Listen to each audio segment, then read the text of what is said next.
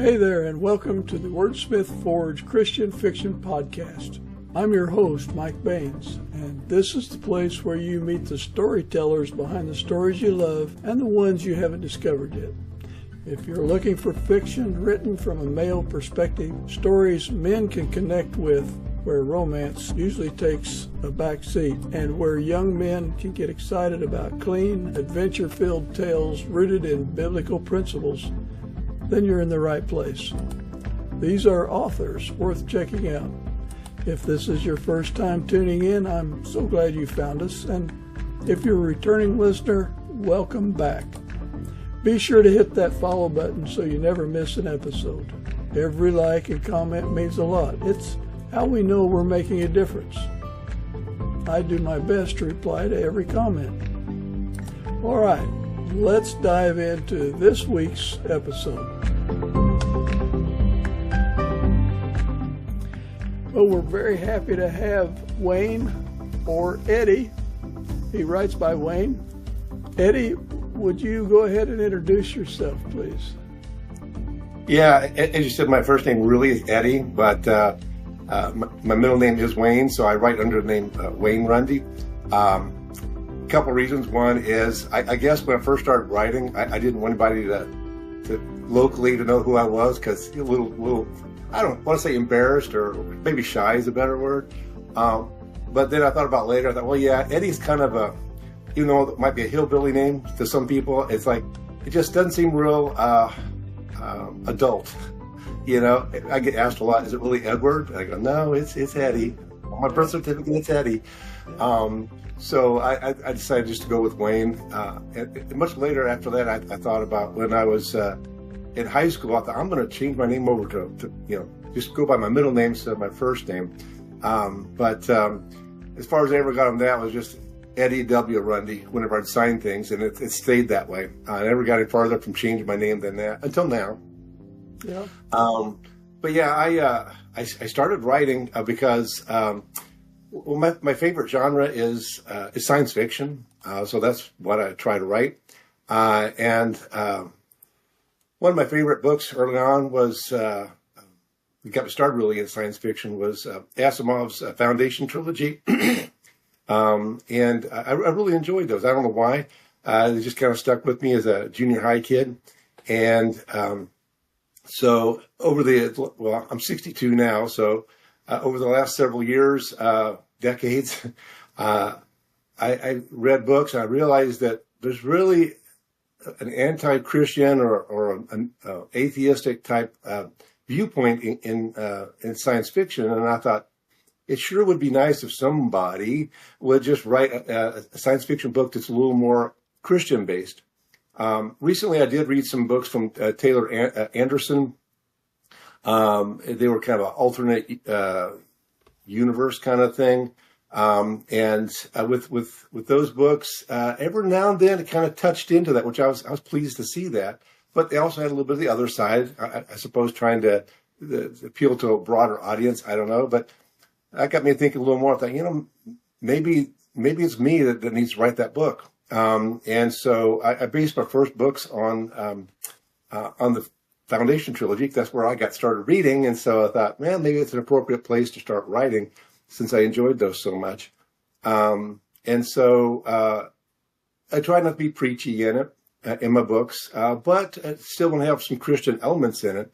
And one thing with science and science fiction is people seem to think that if you're a Christian, you can't, you're anti-science. And it's like, well, I don't agree with that. I mean, I got a Bachelor of Arts degree in biology at Washington University, and I've got my medical degree, and I've got a master's in public health. Not bragging on my credentials. I'm just saying, I'm not anti-science at all. I totally. And my favorite subjects in college were calculus and physics. I love those, even though my major was in biology. So I'm not anti-science at all. I understand. I'm not a physicist. I'm not a scientist in that sense, but I understand a lot of that. So I wanted to try to appeal to people that just because you're a Christian, just because you believe in God, doesn't mean that you're anti-science. And so that's one reason I thought, let's do this. Let's write science fiction. Just for fun. People can agree with me or not. I mean, that's the way fiction is, in my opinion. You present a starting point, and then you go from there, and people like it or don't. They agree with it or don't. And that's kind of how I started writing. So I've heard that I don't know how many times. You should write the book that you would like to read. Yeah. And for Christian fiction, you almost have to do that. But as I'm finding out, there are a lot of male authors writing Christian fiction that they don't seem to bubble up. They can't get through the number of female authors writing Christian romance. And so, which is kind of why we have this podcast. Well, Eddie Wayne, you live in Missouri, I understand. Right. In the central part there, of course, everyone knows where Branson is. Yeah. Well, we were just at Branson for vacation earlier this week, but we live in mid-Missouri around Columbia. That's just basically halfway between St. Louis and Kansas City. Right. And that's because I grew up in Mexico, Missouri, just a little bit north of here. So after I got out of the Navy and got out of school and all that, came back closer to home, but had to live in a little bit larger town because, I do occupational medicine. I guess I can say that, which people say, what's that? And I say, well, I'm the doctor people love to hate, work comp. So, right. Yeah. But I try to put, I don't want to say a spin on that. I'm sorry. It's just, with Ahmed, because it's adversarial. A lot of times people think I'm the enemy. It's like, I'm not. I really want to get you better. But some of that means going about the right way. So kind of hand holding through the process. But anyway, so in order to do the Ahmed stuff, I had to move I couldn't go back to Mexico, Missouri because, it's a town of 10,000. Not a lot of, there's a lot of people work there, but as far as thankfully, not a lot of people getting hurt that I would need to see. So. Yeah. I wondered if it was like Nazareth, a doctor not honored in his own hometown. Yeah. Well, I don't know. They were pleasantly surprised to see that somebody from hometown became a doctor. They thought that was pretty cool. So yeah. I understand, having always lived in very, very small communities myself. So around where you live there, is there some place that you like to go to refresh your soul, get your batteries recharged? It can't be Branson. As much as we enjoy going to Branson, that place, you almost have to come back to work to recover. Yeah. My wife and I have talked about that to some extent. And we're both like, as we get older, it's like, I just like to be home. Yeah. I mean, it sounds silly to some people. When I was younger, I'd do a little more stuff. But now it's like, I'm done with work. Go home, do whatever it is to do here. I keep bees. I won't say I do have a garden. I do, but my son-in-law, he does most of the work there. So it's not really my garden in that sense. But, that's okay. But the bees, actually, we did that last week before we went to Branson, and our granddaughter, she'll be 3 this month actually, and so she went out with us to get the bees, and then of course I had to give them some of the honey that we got out of that before we went on vacation. So she really enjoyed that. But those are kinds of things, just kind of general, whatever whatever works, whatever we're interested in at the time, we do that. Well, that's interesting. Just Monday, my grandson was visiting us from the Chicago area, and we went over to a friend of mine who's a beekeeper, and he gave just a very good talk and demonstration all the way from the super, whatever you call that, the super thing that goes on the very top, and the starter cells, and we looked for the queen and never found her, but the drones, just a very interesting hobby that can get serious. But yeah, well, moving on, what are 3 of your favorite songs? Um, Surprise. I'm not sure. I don't really have.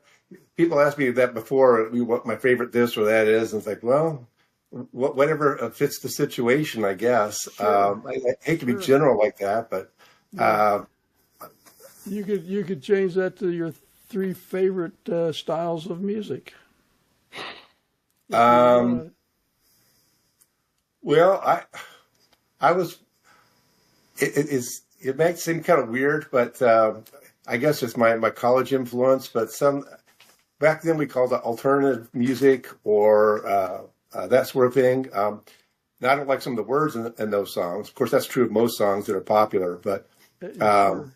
but I liked a lot of that. And it's funny because we were, like I said, at Branson earlier this week, and started thinking about some of the. When I was a kid, my folks always listened to country music, and I realized that the really old stuff, you know, from like the 50s, Yeah.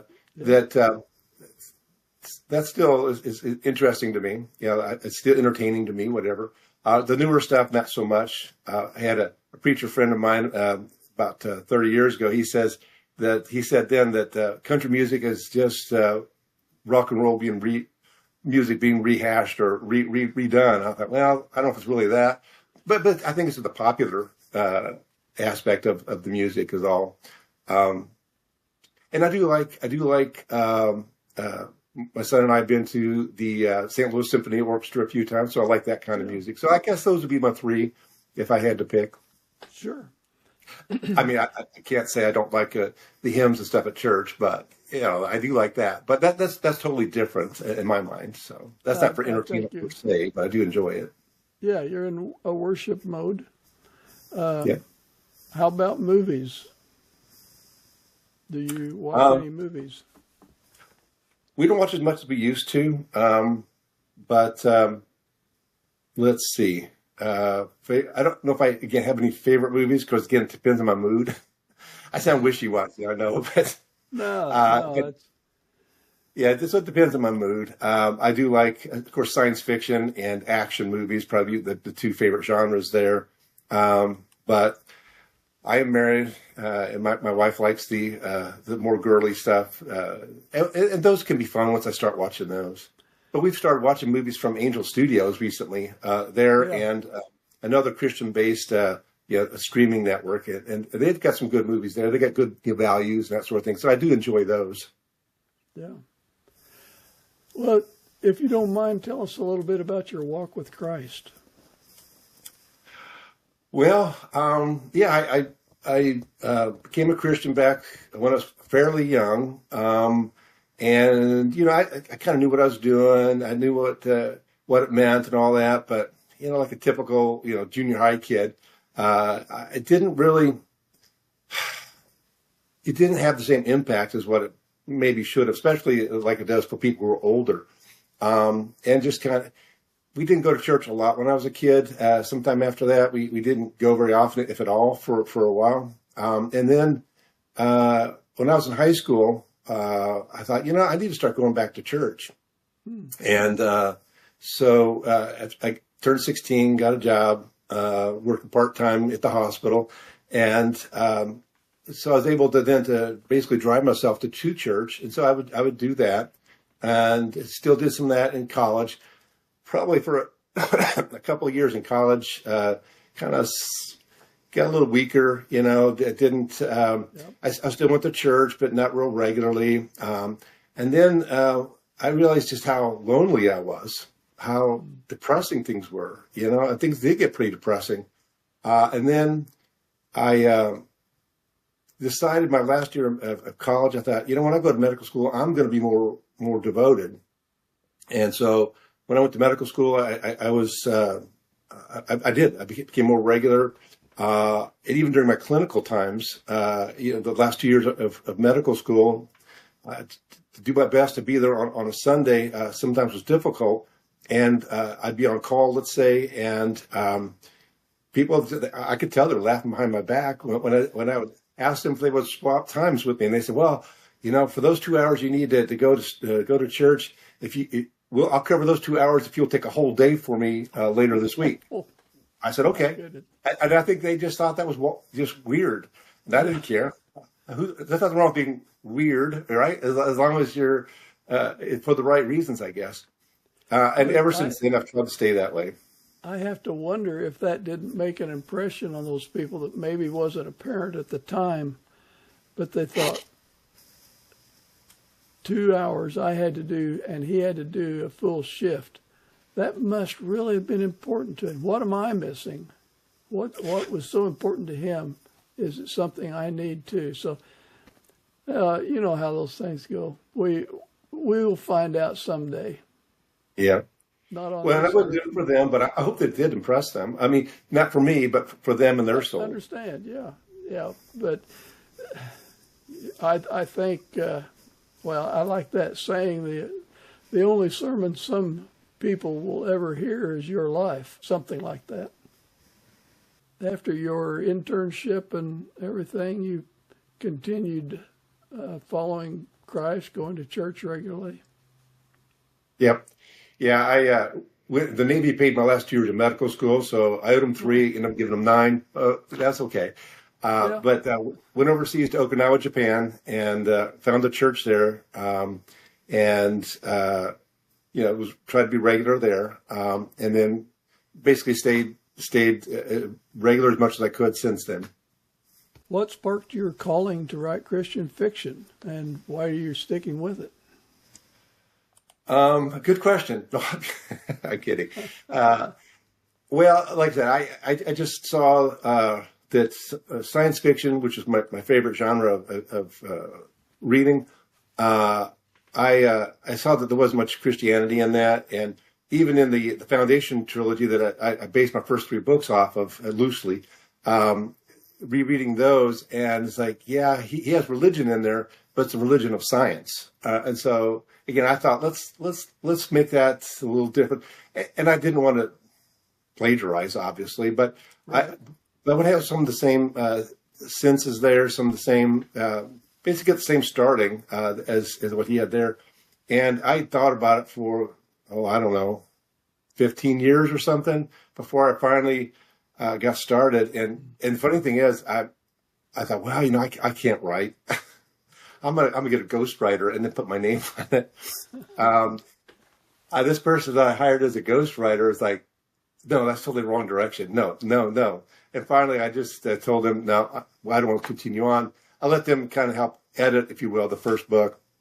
But it's like that person was going the totally wrong direction in my mind. And so, and that went from there. And I wanted to finish the trilogy, which I did do. The 3rd book should be ready, hopefully this fall, maybe. Which is funny because that first book, I had this ghost writer that I was going to have do it. After about a month, I let her go. And of course, I know nothing about writing books. I still don't know much about it, I guess. But I thought, well, maybe I need to have a publisher before I really start doing much, because what's the use of writing one if it's just going to be for me?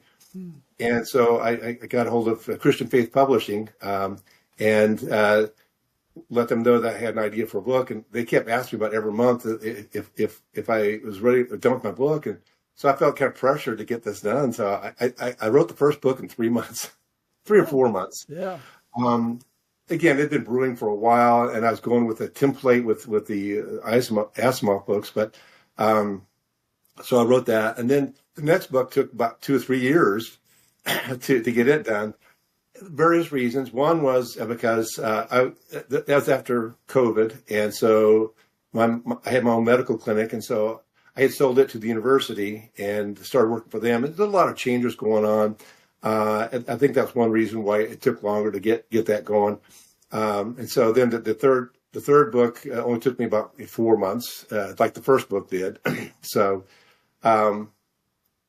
anyway, so after that, I thought, well, we'll see if I can get people buying it. I don't have to make a lot of money off of it. It's more trying to get the Well, it's not the word because it's science fiction, but trying to get a positive look at God and His church and His Word through my books, and if I can make some impact there, then I can keep writing. So that's how I got started and why I'm still doing it. Yeah, well, I believe that Jesus was the first Christian fiction writer because the parables were just really, really, really short fiction stories. Ours are just thicker, but if you've got biblical principles in there, people can read that and they get accustomed to thinking along those lines. That when something comes along and they have to make a decision or react to something, they have some basis to react from. If the only thing they've heard is what the world gives them, it's not going to be a good reaction. But if they're used to reading Christian fiction and seeing those principles in place, they have a different way to react than how the world would have them. So, yeah, I applaud Christian fiction authors for doing a wonderful work of God. Well, I like with any major thing, I try to pray about it, and it's not like I said, it's not like a sermon, but people learn about God through our actions. That's what you said earlier.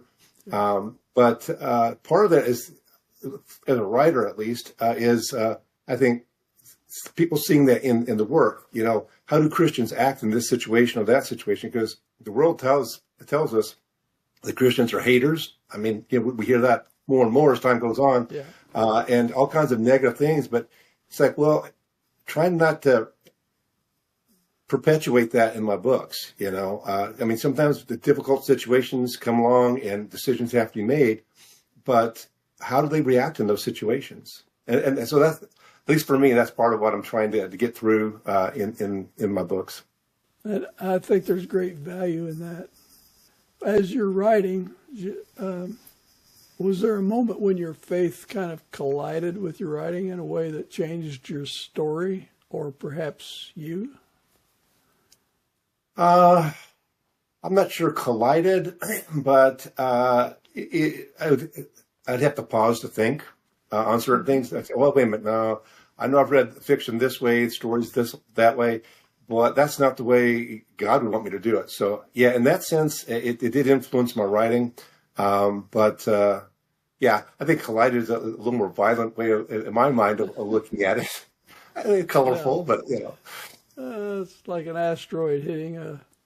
Is there a biblical truth or passage that anchors the book that we're getting ready to discuss?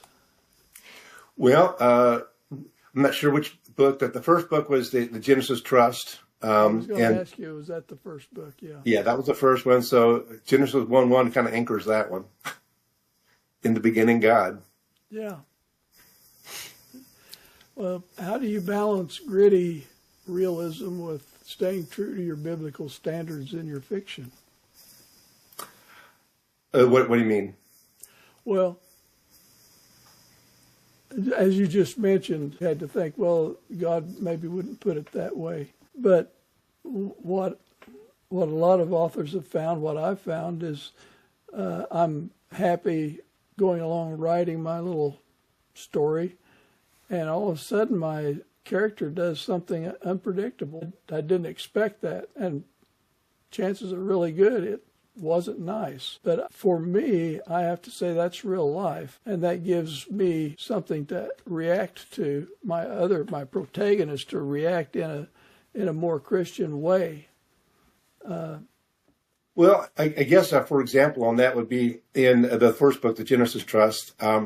The antagonist there, in one section, I mean, let's face it, people cuss, and I don't, and I try to keep that out of my books. Yeah. So in that situation, I just said something like, and they cursed. I mean, We've all heard that. We know how to deal with that. I'm not going to pretend like they didn't do that, but I'm not going to put the words in there because we got imagination. It's funny in a way that as I was rereading the Foundation books, of course, that was written back in the 50s, those words weren't in there. And yet it's still a bestseller. Different time, but So I thought, that part of Isaac Asimov, I'll follow along with that. I'm sure in his later books he didn't do that, but so yeah, the profanities, drugs and alcohol, violence, those might be touched on in some of my books because again, it's a real world that we live in, but I don't have to glorify it. Right. And we all can use our imagination to fill in the blanks perfectly well. Yeah. If you can't, then I'm sorry. Yeah. Well, Louis L'Amour wrote many, many, many Westerns, and it was clean. Many of our listeners are looking for books that reach boys, men, or entire families. So how does your books connect with that audience? Oh, I suppose, generally speaking, I look at it as if you like science fiction, hopefully you'll like my books. And science fiction is young to old. Again, looking back to how I got started with Isaac Asimov Foundation. I'm not trying to sell his books, by the way, but in his books, he did use some bigger words occasionally. And my first book, I did that too. If nothing else, to teach people a little bit of new words. But sure. I kind of let up on that. My wife was my proofreader, if you will. I don't know how many times she's read my books, each one. For her, she didn't prefer me to do that. So after that first book, I kind of I still have some big words, so to speak, but not as many as I used to. So maybe the first one's a little more challenging for a younger reader, but again, I read that when I was in junior high, so not everybody's me, but I read that. And so I think it could attract a wide variety of people there. Yeah, when I was a kid, I read a lot of mountain men books, trappers and Jim Bridger and those kinds of things. And I was probably a senior in high school, maybe even out of high school before I learned the proper way to pronounce rendezvous. All this time I'd been calling it rendevorous. So, yeah, I still got the idea. I just didn't say it right. Yeah. It's like when I was younger than that, and I was reading the Hardy Boy books. I got the idea. I'd read like debris. Then I found out in junior high school that's debris. Yeah. You get the idea, though. Who cares? Yeah. Were there any spiritual battles that you recall while you were trying to write that, and how did God show up? Well, I think in some of those situations we were just talking about, when those situations came up, I think there was some guidance, so to speak, there. As far as, how do I do this and still stay godly in the way I'm portraying things? And so I think that would probably be the way that it showed up there. How do you hope your book sharpens the faith of the reader? And we've kind of covered that, but did you have any other thoughts on that?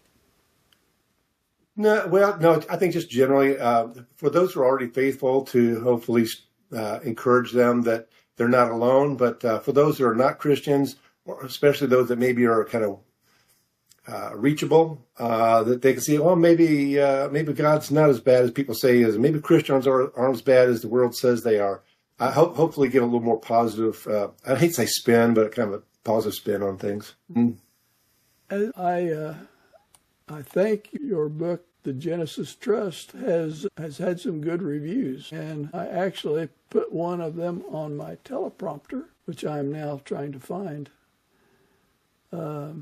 This is a riveting blend of science fiction and Christian themes. The Genesis Trust offers a compelling narrative that intertwines futuristic science fiction with Christian perspectives. Wayne Runde crafts a world where scientific pride leads to societal collapse, prompting a group of visionary scientists to establish a sanctuary on Atlantis. Their mission? To preserve and advance science while navigating political intrigue and moral dilemmas. Runde's storytelling is both imaginative and thought-provoking, making this a must-read for fans of speculative fiction with a philosophical bend. So, of course, I didn't need to read that for you. I read that for our audience to encourage people that like Christian fiction, sci-fi. Go to Amazon or wherever you buy your books and look for the Genesis Trust and other books that Wayne Runde has written. What is there a single sentence that you would have that would interest a man in buying your book? I remember it took me three months at a minimum to write a book. So thinking of a single word is a little hard to do. Yeah, it is.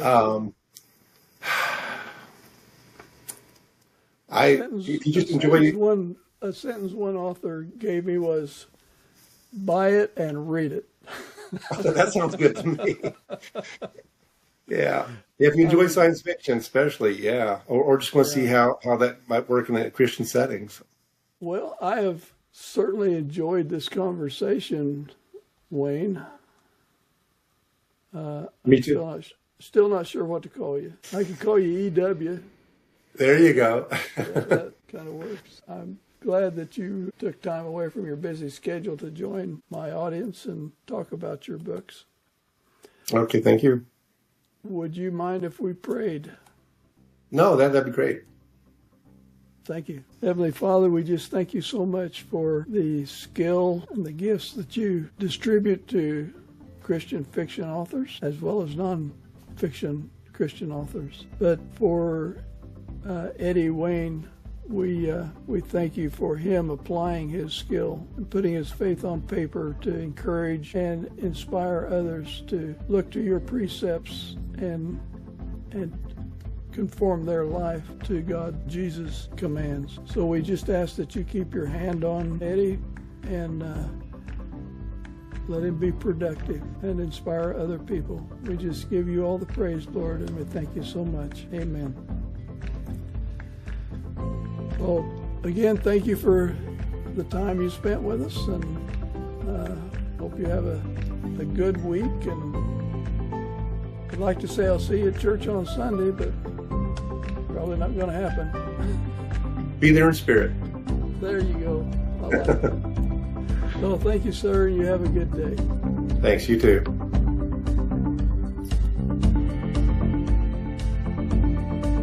Thanks for spending time with us on the Wordsmith Forge Christian Fiction podcast. I hope you enjoyed meeting today's author and learning more about his work. If you're curious, check out their books. And if you grab a copy, be kind and leave a review. It really makes a difference. I'd love to hear your thoughts on the show. Feedback, guest ideas, favorite moments, drop it all in the comments. And if this episode encouraged or inspired you, share it with someone who might enjoy it too. If it did both, hey, that's rooftop worthy. Hit that like button if you're rooting for this podcast. I know I am. Until next time, may God's grace overflow in your life. Stay grounded, stay inspired, and as always, keep reading clean. This is Mike Baines, out.